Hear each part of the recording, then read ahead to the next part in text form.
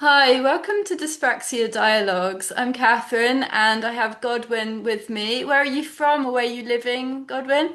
I am living and calling in from Bristol at the moment. Ah, in Bristol. Okay, great. Well, good to meet you. We're just going to chat with Godwin a little bit about his experience of dyspraxia, just to give you more of an idea about this condition and how it affects different people. So, Godwin, could you tell me a little bit about your experience of when you found out that you had dyspraxia? Okay, nice to be here, first of all. Uh, like I said, I'm based in Bristol and I was diagnosed with dyspraxia just about 4 years ago. And Okay. yeah, but if I actually look back at it, it's been something that I've kind of dealt with for most of my life without having Mhm. for it. I usually thought of myself to be clumsy and not, able to do a lot of work and stuff like that. But the diagnosis actually kind of like gave me sort of like to understand better that I wasn't like every other person. Yeah, so you had your diagnosis recently, 4 years ago, and that gave you some greater understanding of things that you'd struggled with all your life, it sounds like. Um, can you tell me about, so was there any help after the diagnosis, any sort of adjustments that were made for you, or provision, or any information? I don't know. No, actually, I think there wasn't actually, to be honest. I didn't find the process of getting diagnosed actually quite straightforward. And it took a whole lot of time before I was assessed. And there wasn't like a clear part that actually showed where everything was explained step by step. Mm. So that Was was it through the doctors that you finally got your diagnosis? actually. It was through one of the GPs actually that I got to get my diagnosis. And after the diagnosis, I didn't really quite get much structured support, right, Mm. which was offered to me directly.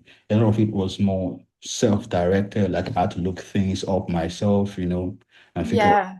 how to use my help. I think support exists. I don't know much about it, but it's not always obvious how to assess except you know where to go. Um, I talked about the assessment time for myself and my diagnosis actually taking a whole lot of time. And actually, that kind of like discouraged me and stuff like that. It didn't quite give me enough needed boost to go through with everything. And so I wasn't quite interested if there would be support after Mm. already losing interest. Okay, so because of the long time you had to wait even to get the diagnosis and the process was really, it sounds like really dragged out, you kind of lost the motivation to look for that support afterwards. And I think that there just isn't much structured support in the UK at all for this, which is one of the reasons why obviously I started this community group, and we do run free Zoom support sessions for people around the UK and overseas as well can join. And we do a local one as well, but it's unfortunately, it seems to be that it's people with dyspraxia that are having to start the support groups themselves because the NHS and I guess, the governmental structures are just not in place. And I think partly is because the research is not, there's not as much knowledge as there needs to be about this in the first place. So the ones who have the knowledge are actually the people like yourself and me who have gone through this, and we have the lived experience. So I think until the research catches up, until people are made aware of how this is for people, I think we will still struggle to find the support. So, that really needs to change. But thank you for telling me about your experience and how difficult that was waiting and then just not being given what you might have benefited from. Can I ask you about the main ways that your dyspraxia affects you, the struggles that you have day to day? I think the main one would be coordination. Okay. My Right. cat's just appeared. Sorry. This is Amber. I realize you have a ginger cat in your background. So there's mine. Mine is called Milo, actually. Milo, okay.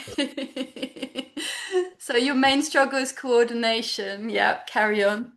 Say day to day, it's mostly coordination and how I organize stuff, right? And when things like multitasking or doing things quickly can feel so overwhelming most of the time, right? And when I am in a busy environment, that's also a big struggle for me, right? If there's a lot going on at once, I can get kind of like overloaded, and it takes Like me sensory overload. Yeah.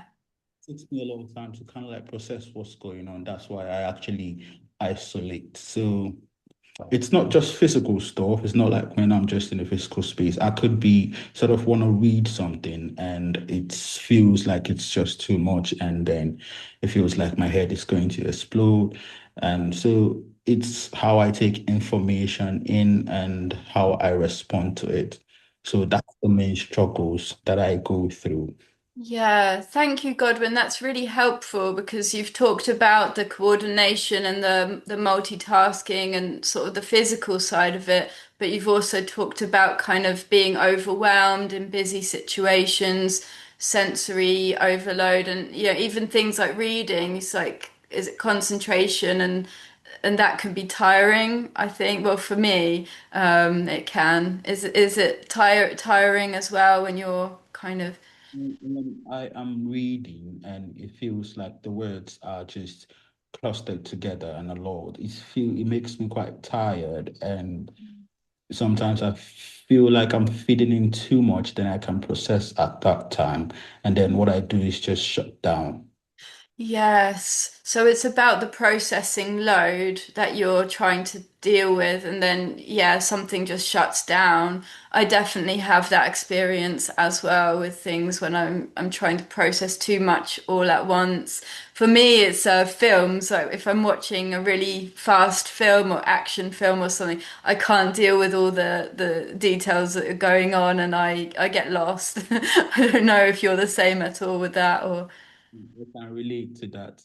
I don't watch things that are so fast. So I tend to want to watch movies that kind of like slow things a little bit, slow them, Yeah. not quite fast paced, because then I might get overwhelmed and feel like I'm quite different from everyone that is actually taking it in smoothly. Yes, me too. Definitely prefer the slow ones with, yeah, dialogue and slower movements. Yeah. And people get frustrated. They're like, oh, why can't you keep up with what's going on? And I'm asking, what just happened? Like, You know this struggle. You know this struggle. yeah. So, thank you for sharing about the main ways that your dyspraxia affects you. I wanted to ask next, do you think there are any strengths or positives that come from having this struggle in your life? Hmm. I think yes. Okay. I think I've grown up to be more patient, right? Hmm. Especially with myself, actually, you know, Okay. other people too. I've learned to adapt in different situations. So I'm quite good finding different ways to do things instead of just giving up when something doesn't work the normal way for me. Let's see. I'm reading at the moment and it feels like a whole lot of job. What I do is just drop the book, close my eyes for a little bit, and then try to think of a good memory. if I can, and then it helps slow me down. And then I take the reading in actual chunks. I just break it down. I could just do maybe 3 lines and then drop the book. I do another 3 lines. So it's made it quite easier for me to do things differently the way other people do it. I just take it slowly and I'm quite patient with myself at the moment. So I think that's a strength that I've grown over the years, actually, you know.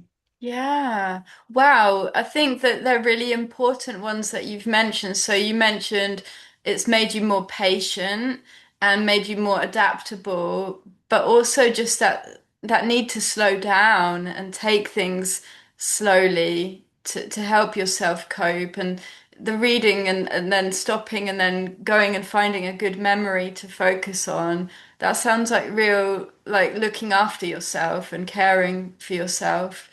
Yeah, it's made me to understand myself better, if that's a thing, and to also not judge other persons because I've been judged about my struggles, you know.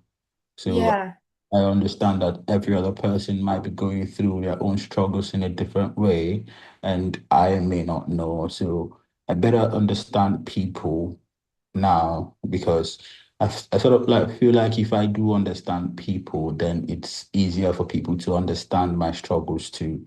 It's not always the case because people judge you from where they are standing, but it's okay. It's a way for me to look out for myself, and so yeah, I tend not to be in conversations with people for a long period of time. I tend to be as short as possible so I don't overwhelm myself and then seem like I am being weird in conversations. yes. Well, yeah, you've said a lot of really important things there, and I really am struck by the thing about being having been judged by others and then learning not to judge other people because of that. And I guess that compassion grows, doesn't it? Um, It does actually. You get to learn from experience the things you want people to do to you. mm, You want to actually give it out because yeah. no one knows what the person is going through. You don't know the if they are going through similar or worse than I am. So I tend to try to live how I would want to be treated. I don't think it's Treating others as you want to be treated. Yeah, absolutely. Yes. Thank you for that. Final question is, what would you want the whole world to know about dyspraxia if you could kind of explain it? I think it would be to let people know that and understand that dyspraxia isn't just being clumsy Yeah. or disorganized, you get me? It can actually affect a lot of different parts and of how we function day to day. And it's not always obvious from the outside. Mm. It just Yes. Yeah. 'Cause there is that assumption that it's about clumsiness, and you would really want to get that point across that it's not what you see on the outside. That's not the whole story. There's a lot more that it does affect. Yeah. most times when I leave conversations, uh, I leave because in my head, I feel like I am drowning. And most times, friends, family don't understand that. They think it's because you don't want to socialize. And that's not it. I am getting to the point where I can't even understand or organize the things that is being said, and it feels like I am the odd one out. So what I do is just leave those conversations, but they don't understand it. So I think if everyone can understand it better, then they would actually treat me better. They would understand the struggle it takes for me to even, try to like be in conversations and stuff like that. Yes. Absolutely, and that's what I hope for as well. That's really what my vision is, that everyone will understand this better, and there will be a time where it is not such a struggle to be understood. So, thank you so much for joining me today, Godwin. And if you feel like joining our Zoom support groups, you can always get in touch yourself if you'd like to have some other friends with dyspraxia. And anyone watching, I hope you've enjoyed this. Listening to Godwin's experience, and feel free to subscribe if you enjoyed this video and you want to learn more about dyspraxia. Thank you.